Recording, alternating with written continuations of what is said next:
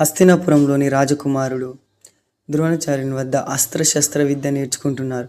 అందరిలో అర్జునుడు ఎంతో ఆసక్తి, క్రమశిక్షణ మరియు భక్తితో గురువునికి సేవ చేసేవాడు. ద్రోణాచార్యుడు ప్రతి శిష్యుని నైపుణ్యాన్ని గమనించేవాడు. కానీ అర్జునుడు మాత్రం ప్రతి విషయాన్ని అత్యంత శ్రద్ధగా నేర్చుకునేవాడు. అతను బాణసంచ సాధన చేస్తూ రాత్రి వేళల్లో కూడా అంధకారంలో లక్ష్యాన్ని తాకేంత శ్రద్ధ చూపాడు. ఒకరోజు ద్రోణుడు అన్ని శిష్యులను పిలిచి ఒక పక్షిని చూపించి ఇలా అడిగాడు, మీకు అక్కడ ఏం కనిపిస్తుంది అని. అందరూ వేర్వేరుగా సమాధానాలు ఇచ్చారు, పక్షి, చెట్టు, కొమ్మ అని. కానీ అర్జునుడు మాత్రం ఇలా అన్నాడు, నాకు కనిపిస్తున్నది ఒకటే గురువర్య, పక్షి కన్ను అని.